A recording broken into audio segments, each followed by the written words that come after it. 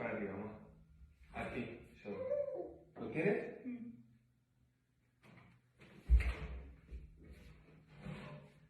يا راجل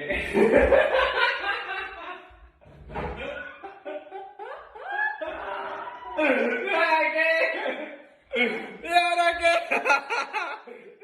أشرف حكيمي لاعب المنتخب المغربي ونجم باريس سان جيرمان واحسن ظهير ايمن في العالم. كنا شفنا كيفاش في هذه الاونه الاخيره بلي العلاقه مع الزوجه ديالو هبه عبوك فيها بزاف ديال المشاكل، حتى تم الاتهام ديال اشرف حكيمي بالاغتصاب، والسبب كان كافي باش الزوجه ديالو هبه تخرج على الصمت ديالها وتخلى على الزوج ديالها في اصعب المراحل اللي كيمر منها، وحطت ستوري كتعبر فيه على كل شيء. القضيه بقات هكا حتى لهاد السيمانه اللي بغاو يكملوا رسميا طلاق، وبغات من اشرف حكيمي يقسم مع الاملاك ديالو كامله. وهنا فين جات المفاجاه اللي العالم كامل كيهضر عليها. دابا اشنو وقع بالضبط واشنو هي تفاصيل هاد القضيه غادي تخرج فاهم كل شيء، ولكن ما تنساش دير ديك ابوني وشي لايك الا كنتي مسالي. اولا غادي نبداو بكيفاش بدات العلاقه بين اشرف حكيمي وهبه عبو. العلاقه بيناتهم بدات في سنه 2018، يعني فاش كان اشرف حكيمي يلاه بادي مع النادي الملكي ريال مدريد فاش كانت عنده 19 سنه وهي كانت عندها 31 سنه. كانوا سافروا مجموعين للمالديف وتم فين رسميا تعلقوا ببعضياتهم، وكثر من هذا الشيء غادي يتزوجوا بعكس اغلبيه ديال اللعابه اللي كيبقاو غير مصاحبين واخا عندهم الاولاد. وتزاد عند اشرف حكيمي جوج ديال الاولاد امين ونعيم. وباش ما ننساوش فراه هبه عبوك الاصل ديالها تونسي وهي ممثله مشهوره في اسبانيا بزاف، حيت شاركت في واحد من اكبر المسلسلات. ومن غير هذا الشيء فراه عندها بزاف ديال لي زابوني في السوشيال ميديا اللي كيخليوها تربح بزاف ديال الفلوس من الاشهارات. المهم العلاقه بيناتهم بقات غاديه مزيانه حتى الشهر اللي قبل من المونديال ديال قطر. شنو بدات العلاقه ما بين هبه واشرف كتوتر. هاد الاخبار غادي يكثروا من بعد المونديال، واخا هاد الشيء كامل ما كانش شي تصريح من اشرف ولا هبه حتى خرجت ديك التهمه ديال الاغتصاب على اشرف حكيمي في نفس السيمانه اللي تحاكم فيها سعد المجرد بنفس التهمه. في هاد الفتره بالضبط كانت هبه في دبي مع ولادها في فاكونس. اذا هبه تلقات الخبر كيف ما تلقاه كل شيء عن طريق الصحف، وما دات حتى رد فعل ولا خرجت في شي تصريح ولا حاولت تدافع على الزوج ديالها. والقضيه بردات حتى الاخر ديال هاد الشهر فين هبه بدات تلوح دي بوست مع رجال اخرين، وهذا الشيء عندهم عادي. ولكن اللي ما عاديش هو انه حطات ستوري كتقول فيه باللي انها كانت خاصه تخرج وتنفي بزاف ديال الاخبار اللي خرجوا عليها، واخا انه في بعض المواقف حسن السكات ولا الدوي، وكتقول باللي ان خاصها تجرح راسها باش تقدر تكمل حياتها باقل الاضرار وباش تحمي ولادها اللي هما اهم حاجه عندها. وقالت باللي من شحال هذا انا والاب ديال ولادي قررنا نوقفوا علاقتنا. هذا الشيء قبل ما يطراو هذه الاحداث الاخيره، وكتقصد بهذه الاحداث الاخيره القضيه اللي ما بين اشرف والبنت. وقالت باللي انه من بعد قررنا نتفارقوا وحنا كنتسناو مراحل الطلاق الرسمي. شكون كان كيتخيل انني غادي نواجه اولا صعوبات الفراق وفشل مشروع العائله اللي كنا خدامين عليه، اللي عطيت فيه جهدي وروحي، وزيد عليها حتى هذه التهمه مع اب ولادي بزاف باش تحملنا. وتنأكد انني كنت وديما غادي نكون مع ضحايا هذه المواقف. كتعني بها داكشي اللي وقع للبنت مع اشرف حكيمي الا كان بصح. وقالت باللي على الامن خاصو يدير خدمته ويكون نزيه، وكنطلب منكم تحترموا الخصوصيه ديالي وديال ولادي وشكرا. هادشي اللي قالت هبه في ستوري ديالها. من هادشي كنلاحظ باللي انهم ديجا كانوا فارقين ودابا داخلين في مرحله الطلاق، وانها هي ديريكت مشات وقفات مع البنت اللي اتهمت اشرف حكيمي اللي ما كاينش حتى دليل كيثبت هضر طال حتى الساعه حتى لهاد السيمانه اللي هو اسباب هاد الاخبار اللي منتشره حاليا. فين جات صحيفه فيرس ماك في واحد التغريده وقالت باللي ان هبه والمحاميين ديالها كيطالبوا باللي ان الطلاق يكمل، وزيد عليها انها كطالب ان الثروات ديال اشرف يتقسموا ويتعطاها النصف. وما ننساوش باللي ان حكيمي من بين اكثر اللعابه اللي كيتخلصوا مزيان، فراه كيشد تقريبا اكثر من 12 مليون يورو في السنه هنا مع باريس سان جيرمان. وهذا الشيء عادي في طلاق في اوروبا. عندهم المراه اللي صاحبات الرجل في الفتره اللي دار فيها الثروه ديالو سواء ديور ولا فلوس، عادي انهم من يطلقوا يتقاسمهم معاها حيتاش كيعتبروا انها هي اللي ساهمات وعاونته في داك الشيء وعندها النص فيهم. ولكن من بعد ما طالبات باش تقسم الثروات ديال اشرف حكيمي، هنا فين غادي تكون الصدمه بالنسبه ليها. فراه حكيمي ما عنده حتى شي ملك في سميتو، وحتى الفلوس ما عندوش في الكونت ديالو، كيحطهم في كونت اخر ماشي ديالو. غادي تقول كيفاش؟ حيتاش حكيمي بكل بساطه منين بدا مع ريال مدريد وهو داير كلشي في سميت امه، الديور والطوموبيلات والمشاريع ديالو، والخلاصات ديالو ما كيدوزوش للكونت ديالو، تيدوزو للكونت ديال امه. يعني ما يمكنش تابع واحد قضائيا اللي الملك ديالو قانونيا ما عنده والو، وهذا الشيء نيت اللي قالوا المحاميين. وكنظن باللي العائله ديال اشرف حكيمي كانوا مترقبين باللي هذا الشيء غادي يوقع، يعني الا تزوج وتفارق مع الزوجه ديالو غادي تدي ليه النصف. هذا الشيء علاش حما راسو قبل، نظرا لبزاف ديال الناس اللي وقعوا في نفس المشكل ديال الرجال اللي كيجمعوا ثروه كبيره وكتجي وحده كتدي ليه النص منها فابور. واكبر مثال هو جيف بيزوس مؤسس امازون، نهار طلق من مراته ولات اغنى امراه في العالم،